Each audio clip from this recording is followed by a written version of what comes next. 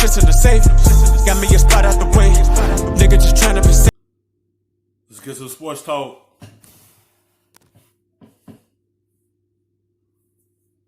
Start with the quarterback. So you evaluate them every year.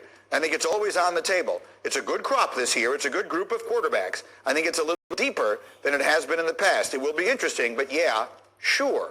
Here's what I've been taught, Brian, that when you have a legendary quarterback and you take his heir apparent in the draft before that quarterback, believes his time is up, he gets really mad. You better preach, Reedy. That generally does not end well. You better Started preach. with John Elway and Tommy Maddox and a million times since. So I'll start with you, Fowler, my insider extraordinaire.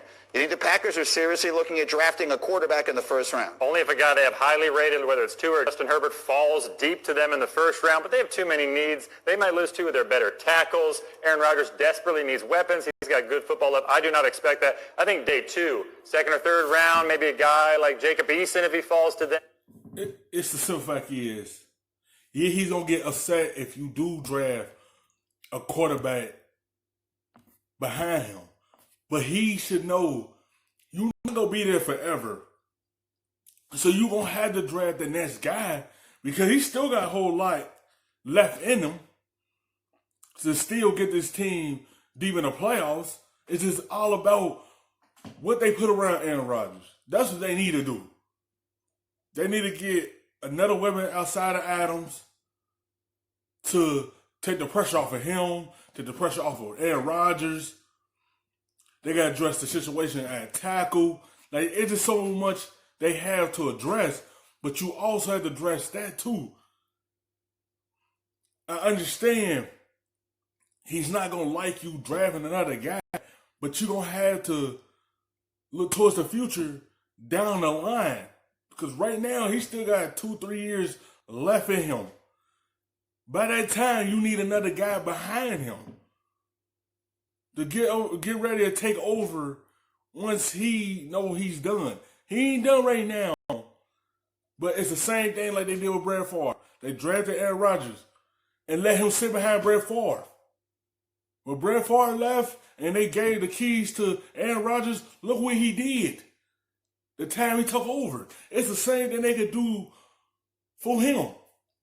Let a young quarterback sit behind Aaron Rodgers and learn.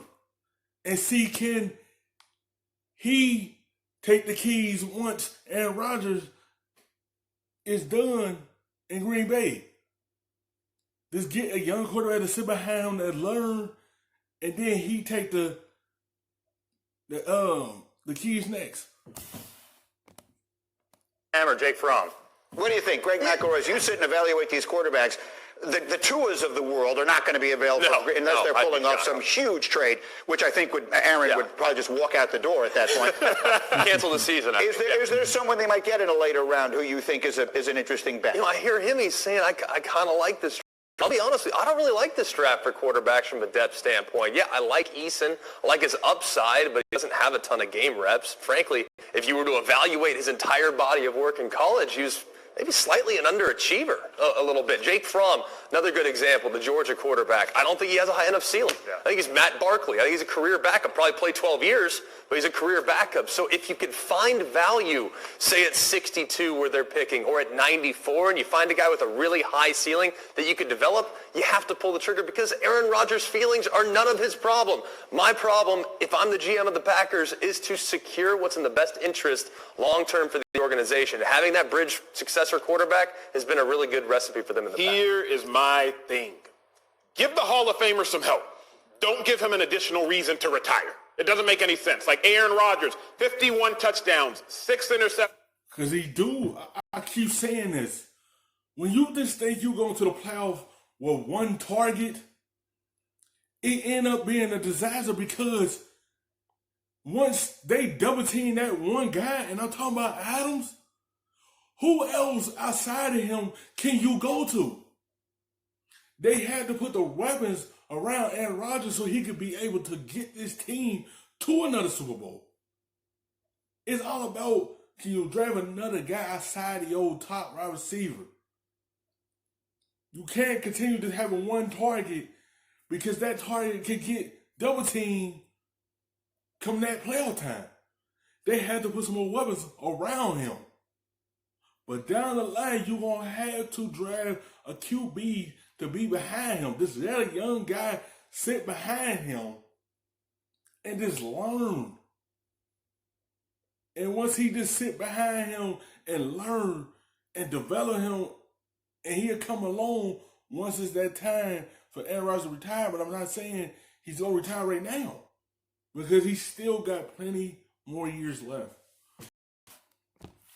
The last 2 years. I don't care how you dice it. I don't care how you slice it. His receivers, they need to give him some help. His leading receiver didn't have 1,000 yards. His second best receiver was a running back. So let's put everything in context. Let's put everything in perspective. And Greeny, you hit the nail on the head when you said, you look at Alex Smith, you look at Pat Mahomes. Alex Smith was gone a year later.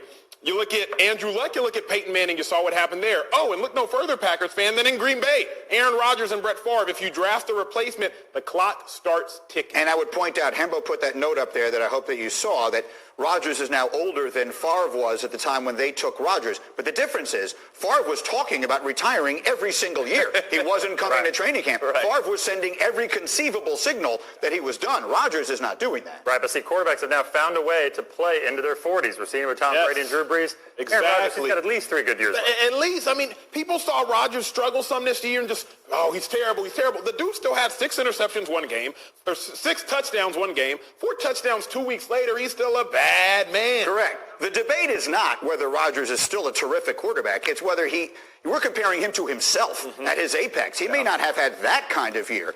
He's still one of the best quarterbacks in the league. We're so glad you're watching ESPN on YouTube. For the little bit of the rub, nigga, I gotta be safe.